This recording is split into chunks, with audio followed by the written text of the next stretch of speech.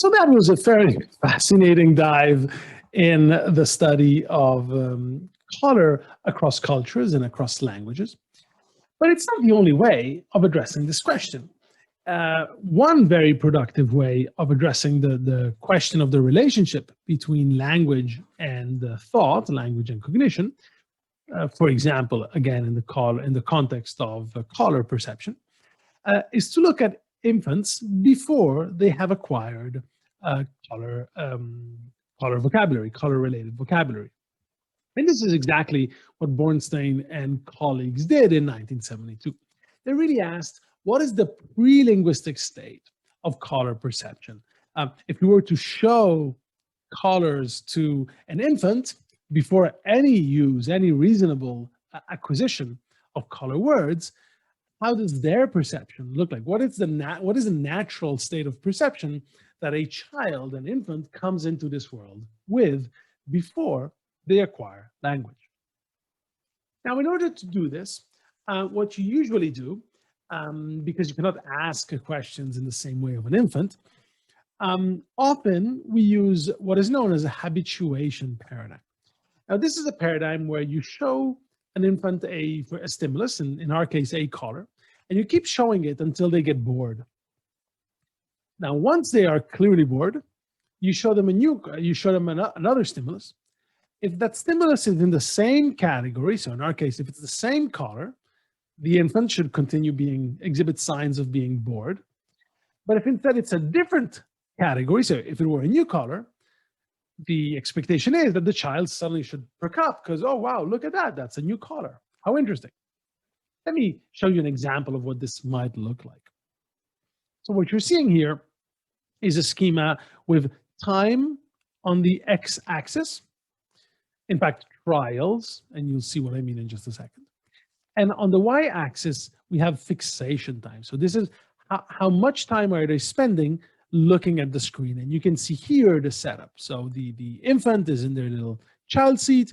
They're looking at a screen, and there's a camera that is on looking at their eyes to see where they're looking at. So let's try it once. So we're going to see here the stimuli. So let's start by habituating the infant to, for example, a blue color. So blue, blue, blue, blue, blue, blue, blue. And as you see, the more we show the same stimulus on the screen, the more the infant loses interest in the stimulus and looks less and less at the screen. And so now we go to the test phase. So the idea is that if we show a color from the same category, another blue, the infant should still be pretty bored, right? They should only look a little bit at the screen. It's still the same blue. I know, I've seen it. You don't have to show me again. So that would be the mental dialogue happening at that point. Conversely, if we show the infant a color from another category, a different color, you'd expect the child might resume being interested because now it's a new stimulus. It's something different. And so they might resume looking for a longer time at the stimulus. So this is the setup. Let's see what actually happens. And the results are presented in this slightly complicated table. So let me walk you through it. So here's what we're going to do. You're going to see on this side the color that we use to habituate the infant. And then on this side, the color that we show at the testing phase. Okay? So here we are. We choose this particular blue, which has a wavelength of 480 nanometers. And it's clearly blue, at least I would call that blue. And so we show blue, blue, blue, blue, and the infant slowly loses interest and stops looking at the screen or looks sort of less and less. And now in the test phase, if we show the exact same blue, right? So again, this is exactly 480 nanometers. The infant looks 5.7 seconds on average at the new stimulus, at this stimulus. Now let's do the same thing, but with a slightly different stimulus at the test phase. So we habituate the child, the infant, blue, blue, blue, blue, blue, blue. But now we show a different type of blue. Notice, it clearly is still blue. In fact, we went from 400, we habituated on a stimulus of 480 nanometers, and we moved to a stimulus of 450. So we moved by a factor of 30. Sorry, we moved by 30 nanometers. Although you and I would probably still call this blue. Turns out, how long do they look at this new kind of blue? Sort of the same amount as the previous blue, 5.8 seconds. To them, presumably, this is exactly the same thing. It's still blue. But now let's do a third trial. So now we're going to, again, habituate them with the first blue, the 480 blue. Blue, blue, blue, blue, blue, blue.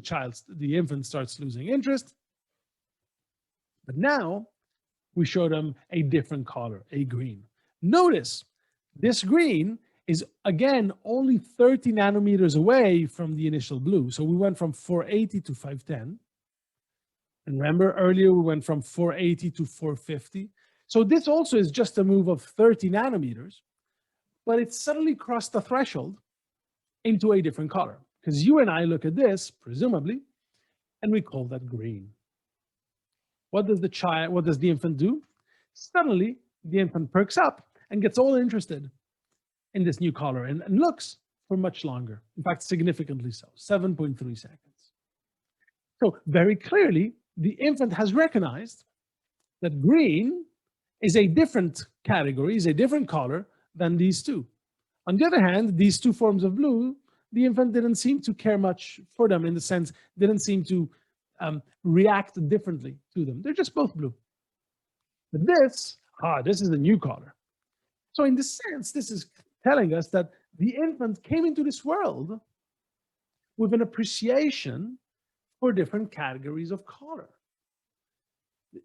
The infant didn't learn them with color words.